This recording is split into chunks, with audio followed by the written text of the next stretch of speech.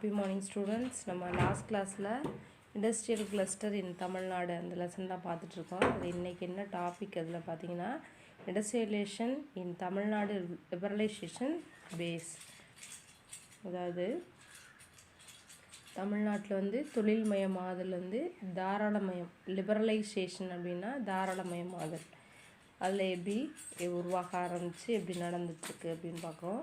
The final base of industrialization is the post-reforms period since the early 1990s. The reforms made the state governments more responsible for resources mobilizations, and they were forced to compete with each other to attract private investment for industrialization.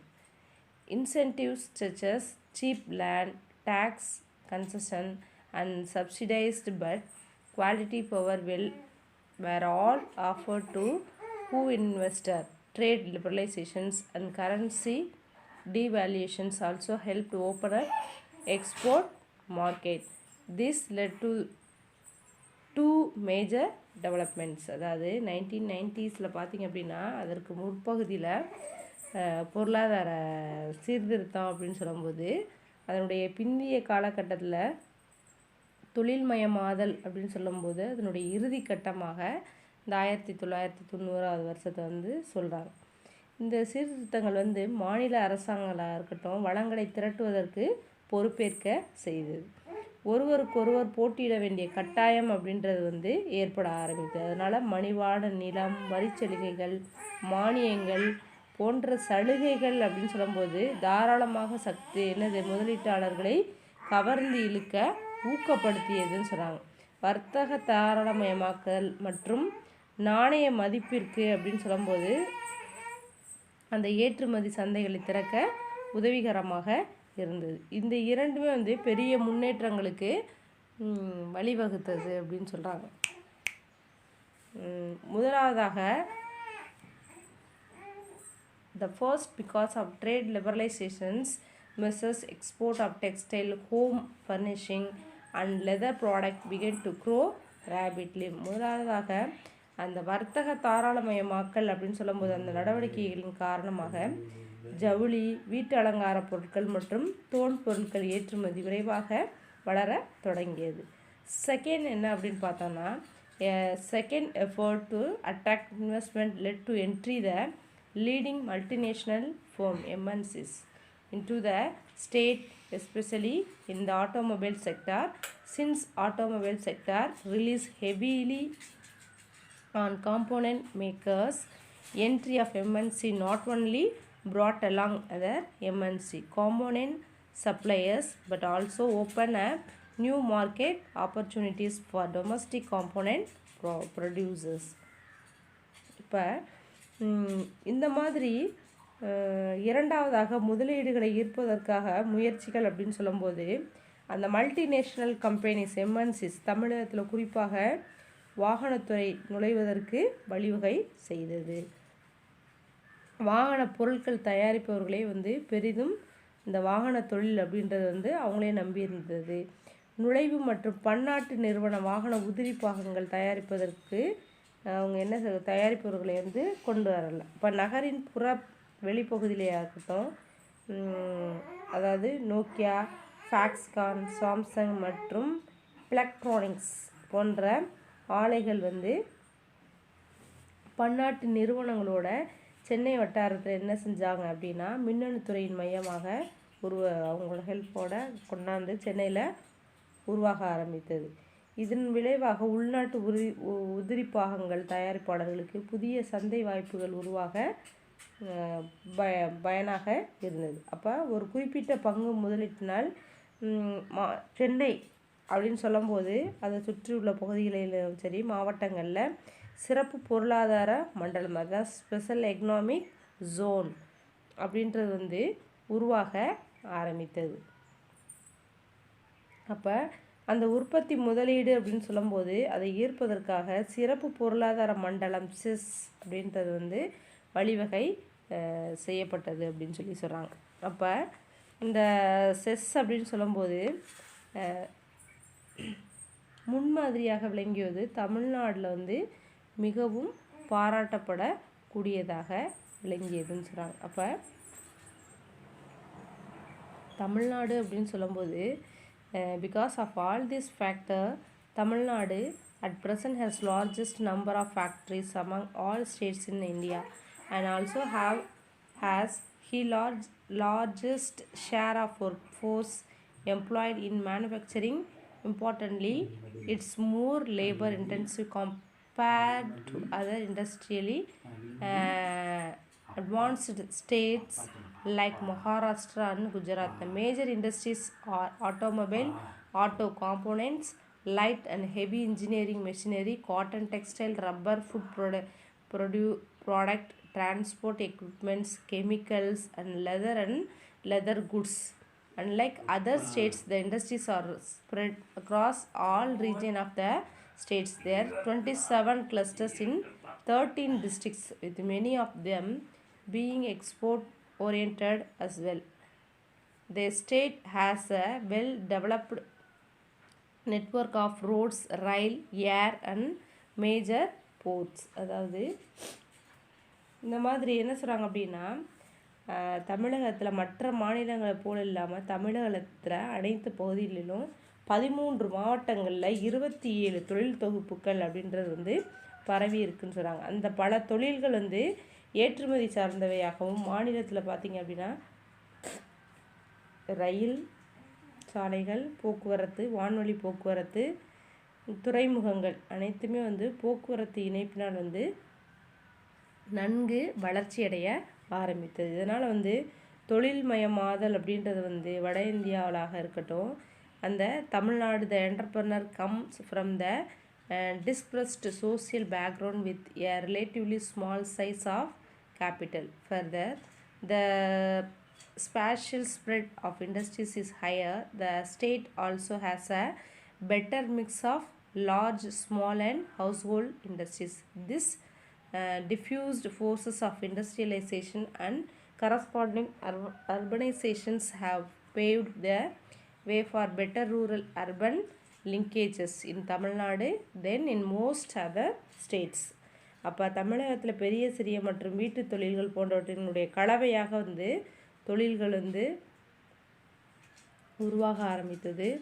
பல தொழில்மயமாதல் மற்றும் நகரமயமாதலின் செயல்முறைகளால் மற்ற மாநிலங்களை காட்டிலும் தமிழ்நாட்டில் ஒரு சிறந்த கிராம மற்றும் நகர்ப்புற இணைப்புகள் அப்படின்றது வழிவகை செய்யப்பட்டது. நெக்ஸ்ட் பார்த்திங்க அப்படின்னா major industrial clusters and their specialisation in Tamil Nadu. அப்போ தமிழ்நாட்டின் முக்கிய தொழில்துறை தொகுப்புகள் அவற்றினுடைய சிறப்புகள்லாம் என்ன அப்படின்னா உங்களுக்கு மேப்பில் கொடுத்துருக்காங்க பாருங்கள். இண்டஸ்ட்ரியல் கிளஸ்டர் இன் தமிழ்நாடு அப்படின்னு சொல்லும்போது Tiruvallur automobiles, Chennai automotive, electronics and IT field இருக்குது. அது மாதிரி வேலூரில் லெதர் ஃபேக்ட்ரி, காஞ்சிபுரத்தில் சில்க் சாரீஸ் அண்ட் கிருஷ்ணகிரி அப்படின்னு சொல்லும்போது அங்கேயும் ஆட்டோமொபைல் அண்ட் எலக்ட்ரானிக்ஸ் இருக்குது. சேலம் அப்படின்னு சொல்லும்போது ஸ்டீல் அண்ட் பவர்லூம் இருக்குது.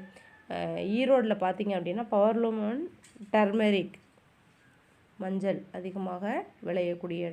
அது மாதிரி நாமக்கல் அப்படின்னு சொல்லும்போது டிரான்ஸ்போர்ட்டேஷன் அண்ட் போல்ட்ரி. அது மாதிரி சிமெண்ட்டு எங்கே அப்படின்னா கூடன்குளம், அரியலூர் இந்த பகுதியில் பார்த்திங்கன்னா cement industry, nightwear and readymade garments அப்படின்னு சொல்லும்போது எங்கே திருப்பூர். அது மாதிரி திருச்சிராப்பள்ளி அப்படின்னு சொல்லும்போது பாய்லர்ஸ் அண்ட் டர்பின்ஸ். அது மாதிரி நிறைய டெக்ஸ்டைல்ஸ் அப்படின்னு சொல்லும்போது கோயம்புத்தூர் ஏரியாவில் டெக்ஸ்டைல் அண்ட் ஐடி. அது மாதிரி மதுரையில் லெதர் ஃபேக்ட்ரி இருக்குது. சிவகாசி அப்படின்னு சொல்லும்போது fire works and matches and printing. மேப்பில் உங்களுக்கு மென்ஷன் பண்ணி காட்டியிருக்காங்க. அப்போ இந்த அளவுக்கு ஆட்டோமொபைல் கிளஸ்டர் அப்படின்றது அதிக அளவில் இண்டஸ்ட்ரியல் கிளஸ்டர் அப்படின்னு சொல்லும்போது தமிழ்நாட்டில் ஒவ்வொரு டிஸ்ட்ரிக்ட்லேயும் என்ன இருக்குது பார்த்திங்கன்னா அதிகமான இந்த தொழில் தொகுப்புகள் அப்படின்றது பரவலாக காணப்படுதுன்னு சொல்கிறாங்க. Large number of auto assembled by component making firms, while there were a few domestic firms like TVS, TI Cycles, Ashok Leyland and Standard of Motors Earlier in the post-reforms period, several MNC firms like Hyundai, Ford, Daimler, Benz, and Renault Nissan have opened factories in the region. This is the turn has attracted a number of component suppliers from foreign countries. Many local firms too cater to component production for all these firms. Hosur is another auto cluster with firms like TVS and Ashok Leyland having their factories there. Coimbatore region is also developing into an auto component clusters அப்படின்னு சொல்கிறாங்க. அப்போ இந்த மாதிரி தானியங்கி தொழில்கள் ஒருங்கிணைக்கக்கூடிய மற்றும் உதிரி பாகங்கள் செய்யக்கூடிய தலைமை இடமாக என்னது சென்னை அப்படின்றது திகழ்கிறது அப்படின்னு சொல்கிறாங்க. அப்போ ஏசியாவின் டெட்ராய்டு அப்படின்னு சொல்லி அழைக்கப்படக்கூடிய இடம் எது அப்படின்னு கேட்டிங்கன்னா சென்னை சிட்டியை தான் ஏசியாவின் டெட்ராய்டு அப்படின்னு சொல்லி சொல்கிறாங்க. அப்போ இதில் பார்த்திங்க அப்படின்னா இந்த TVS, TI cycles, Ashok Leyland, standard motors இதெல்லாம் பொருளாதார சீர்திருத்தத்திற்கு பின்னர் பார்த்திங்க அப்படின்னா Hyundai, Ford, Daimler, Benz and Renault Nissan போன்ற பன்னாட்டு நிறுவனங்கள் அப்படின்னு சொல்லும்போது இந்த பகுதிகளில் தொழிற்சாலைகளை திறந்திருக்குன்னு சொல்கிறாங்க. அப்போ வெளிநாடுகளிலிருந்து பல உதிரி பாகங்கள் உற்பத்தி செய்யக்கூடிய உற்பத்தியாளர்கள் அவங்களுடைய கவனங்களை சென்னையில் ஈர்க்கப்பட்டது. ஏன் அப்படின்னா அது சுற்றுப்புறத்தில் நிறைய மல்டிநேஷ்னல் அதாவது வெளிநாட்டு கம்பெனிகள்லாம் நிறுவனங்களை திறந்தது மூலமாகவும் பல உதிரி பாகங்களின் உற்பத்தி தேவையை பூர்த்தி செய்யுது. அதே மாதிரி ஓசூரில் டிவிஎஸ் மற்றும் அசோக் லைலாண்ட் போன்ற நிறுவனங்கள் தங்கள் தொழிற்சாலைகளை இயக்கியது. அப்போ கோயம்புத்தூர் பகுதி அப்படின்னு சொல்லும்போது ஒரு தானியங்கிகளின் தொகுப்பாக வளர்ந்து வருதுன்னு சொல்லி சொல்கிறாங்க. நெக்ஸ்ட் பார்த்தோம் truck and bus body building industry cluster. வாகனம் மற்றும் பேருந்து கட்டுமான தொழில் தொகுப்பு அப்படின்னு சொல்லும்போது the Namakkal Tiruchengode belt in western Tamil Nadu is known as for its a truck body building industry. இப்போ தமிழகத்தினுடைய மேற்கு பகுதி அப்படின்னு சொல்லும்போது நாமக்கல், திருச்செங்கோடு பகுதிகளில் சுமை தூக்கக்கூடிய வாகனம் அதாவது ட்ரக் அந்த கட்டமைப்பிற்கான தொழிற்சாலைகளுக்கு பெயர் பெற்ற இடம் அப்படின்னு சொல்கிறாங்க. அது மட்டும் இல்லாமல் about 150 of the 250 units in their sector are located in the cluster including 12 large sized body building houses. 150 தொழில்களில் 250 யூனிட்ஸ் இந்த தொகுப்பின் மூலமாக 12 பெரிய அளவிலான சுமை தூக்கும் வாகன கட்டுமான துறைகள் அப்படின்றது இங்கே செயல்பட்டுருக்கு அப்படின்னு சொல்கிறாங்க. அப்போ Karur is another major hub with more then 50 units. அப்போ 50க்கு மேற்பட்ட அலகுகளை கொண்ட கரூர் மற்றொரு முக்கியமான மையமாக திகழ்கிறதுன்னு சொல்கிறாங்க. Many entrepreneur where previous employees is a big firm involved in body building who came out to set up their own units. அதாவது பெரிய அளவிலான வாகன கட்டுமான துறைகளாக இருக்கட்டும் பணிபுரிந்து தற்பொழுது அப்படின்னு சொல்லி பார்த்தோம் அப்படின்னா தங்கள் சொந்த அலகுகளை அமைக்க சொந்தமாக நிறுவனங்களை அமைக்க முன் வந்துள்ளது அப்படின்னு சொல்கிறாங்க. நெக்ஸ்ட் பார்த்தோம் அப்படின்னா டெக்ஸ்டைல் கிளஸ்டர் அப்படின்னு சொல்லும்போது நெசவு தொழில் தொகுப்புகள். Tamil Nadu is home the largest textile sector in the country because of the development of cotton textile industry since the colonial period. Coimbatore referred as a Manchester of South India. At present, most of the spinning mill have moved to the smaller towns and villages at a radius over 100 to 150 kilometers around the Coimbatore city. Tamil Nadu is the biggest producer of cotton yarn in the country. அப்போ நெசவு தொழில் அப்படின்னு சொல்லும்போது இந்தியாவில் மிகப்பெரிய நெசவு தொழில் துறைகளுக்கு தமிழ்நாடு தான் அப்படின்றது தாயகமாக விளங்குகிறது. அப்போ காலனித்துவ காலத்திலிருந்து பருத்தி நெசவு தொழில் வளர்ச்சியின் காரணமாக கோயம்புத்தூர் அப்படின்னு சொல்லும்போது மான்செஸ்டர் ஆஃப் சவுத் இந்தியா அப்படின்னு சொல்லி அழைக்கப்படுது. தென்னிந்தியாவின் மான்செஸ்டர் அப்படின்னு சொல்லி கோயம்புத்தூர் அழைக்கப்படுது. தற்பொழுது நெசவு ஆலைகள் அப்படின்னு சொல்லும்போது கோயம்புத்தூரை சுற்றி 100லேருந்து 180 கிலோமீட்டர் வரை சுற்றுவட்டார பகுதிகளில் என்னது மிகப்பெரிய பருத்தி நெசவு தொழில் உற்பத்தியில் வந்து தமிழகம் அப்படின்னு சொல்லும்போது மிகப்பெரிய பங்கு வகிக்கிறதுன்னு சொல்கிறாங்க. அது மட்டும் இல்லாமல் இந்த பல்லடம், கோயம்புத்தூருக்கு அருகில் உள்ள பல்லடம் அப்படின்ற ஏரியாலையும் பார்த்திங்க அப்படின்னா நிறையா இந்த கிராமங்கள் அப்படின்றது வந்து அதை சுற்றி அதிகமாக இருக்குது. அப்போ கோயம்புத்தூருக்கு அருகாமையில் பல்லடம் இருக்குது. அந்த பல்லடத்தை சுற்றி Somanur, a small town near Coimbatore, and the village near this town are home to dynamic powerloom weaving cluster as well. அதை சுற்றி கோயம்புத்தூர் அப்படின்னு சொல்லும்போது நெசவு தொழில் அதிகமாக இருக்குன்னு சொல்கிறாங்க. அது பக்கத்தில் இருக்கக்கூடிய பல்லடம், சோமனூர்ன்ற கிராமங்களில் அதிகமாக இந்த விசைத்தறி, அதாவது நெசவு தொழில் தொகுப்பு அப்படின்னு சொல்லும்போது விசைத்தறி நெசவு தொழில் தொகுப்பு அதிகமாக அங்கே நடைபெறுதுன்னு சொல்கிறாங்க. அது மட்டும் இல்லாமல் Erode and Salem region to having a large number of powerloom units. மின்தறி அலகுகளாக இருக்கட்டும், மின்விசிறி தறி தொழில் மிகவும் பரவலாக எந்த பகுதியில் அப்படின்னா ஈரோடு மற்றும் சேலம் பகுதியில் இருக்குது அப்படின்னு சொல்லி சொல்கிறாங்க. நெக்ஸ்ட் பார்த்தோம் அப்படின்னா திருப்பூர்னு சொல்லும்போது it's a famous for clustering of large number of firms producing cotton nightwear. It accounts for nearly 80% of this country cotton nightwear export and generates employment in the range of over 3 lakh people since the late 1980s. அப்போ திருப்பூர் அப்படின்னு சொல்லும்போது அந்த பின்னல் ஆடை தயாரிக்கக்கூடிய ஏராளமான நிறுவனங்களினுடைய தொகுப்பாக வந்து புகழ்பெற்ற இடமாக இருக்குது. இந்த நாட்டில் வந்து பருத்தி பின்னல் ஆடை ஏற்றுமதியில் கிட்டத்தட்ட 80% வந்து இங்கே தான் நடைபெறுதுன்னு சொல்கிறாங்க. 1980 அதுக்கு பின்பகுதி பார்த்திங்க அப்படின்னா 3 லட்சத்துக்கு மேற்பட்ட மக்களுக்கு வேலை வாய்ப்பு அப்படின்றது வந்து உருவாகிறது. இது உள்நாட்டு சந்தையில் மிகப்பெரிய ஒரு உற்பத்தியாளராக திகழ்கிறது. இந்த மிகப்பெரிய வெற்றியின் காரணம் அப்படின்னு சொல்லி பார்த்தோம் அப்படின்னா because of its success in the global market it's seen as a one of the most dynamic cluster in the global south. While initially most firms were run by local entrepreneurs, at the present some of the leading garments exports in India have a set of factories here. அப்போ மிகப்பெரிய வெற்றியின் காரணமாக உலக சந்தை, அதாவது globalisation வெற்றியின் காரணமாக தான் வந்து ஒரு சக்தி வாய்ந்த தொகுப்பாக இந்த இடம் வந்து இருக்குன்னு சொல்கிறாங்க. ஆரம்பத்தில் உள்ளூர் தொழில் முனைவோரால் வந்து பெரும்பாலான நிறுவனங்கள் வந்து தொடங்கப்பட்டது.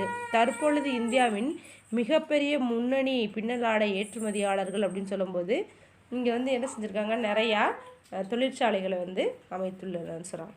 Apart from body building, Karur is the major centre of export at home furnitures like table cloth, curtain bed covers and towels. Bhavani and Kumarapalayam are again major centers of production of carpets both for the domestic and global markets. வாகன கட்டுமான தொழில்களை தவிர மேஜை தொழில், table cloth, திரைசு இலைகள், screen, படுக்கை விரிப்புகள், bed covers, bedsheets, துண்டுகள் போன்ற வீட்டு அலங்கார பொருட்களை ஏற்றுமதி செய்யக்கூடிய முக்கிய மையமாக கரூர் அப்படின்றது வந்து இருக்குது. மேலும் பவானி, குமாரபாளையம் இது என்னன்னு பார்த்தீங்கன்னா உலகளாவிய ஒரு சந்தைகளுக்கு தரை விரிப்புகள் அப்படின்றது வந்து அதிகமாக என்ன செஞ்சுருக்காங்க, பிளானட் இது வந்து என்ன செஞ்சுருக்காங்க, உற்பத்தி செய்யும் முக்கிய மையங்களாக திகழ்கிறதுன்னு சொல்கிறாங்க. Apart from such modern clusters there are also traditional artisanal clusters such as Madurai and Kanjipuram that are famous for silk and cotton handloom sarees. Even this cluster have witnessed a degree of modernization with use of powerloom in several units. இத்தகைய நவீன தொழில் தொகுப்புகளை தவிர பட்டு மற்றும் நெசவு தொழில் அப்படின்னு சொல்லும்போது பட்டு மற்றும் நெசவு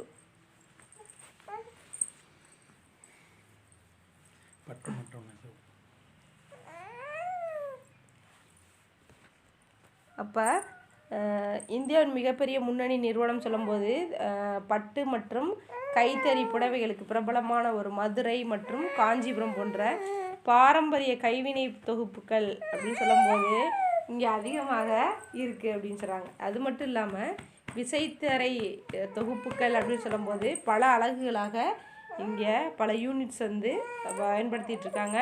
அது மட்டும் இல்லாமல் அந்த புதுமை மயமாதல் புத்தாக்கம் அப்படின்னு சொல்லும்போது அதிகமாக இங்கே இருக்குதுன்னு சொல்கிறாங்க. அது மட்டும் இல்லாமல் fireworks matches and printing clusters அப்படின்னு சொல்லும்போது Sivakasi region is once famous for its match industry has now become a major center for printing and firework in the country. It is believed to contribute 90% of India's firework production. நம்ம இந்தியாவில் வந்து 90% firework production வந்து நடைபெற்றுருக்கு. India's firework production 80% of safety matches, அதாவது தீப்பெட்டி தொழிற்சாலை, and 60% offset printing, அதாவது அச்சு இயந்திரம் அப்படின்றது வந்து ஜெராக்ஸ் எடுக்கிறது செயல்பட்டுருக்குன்னு சொல்கிறாங்க. இதுவரை இருக்கட்டும், நெக்ஸ்ட் கிளாஸில் பார்ப்போம்.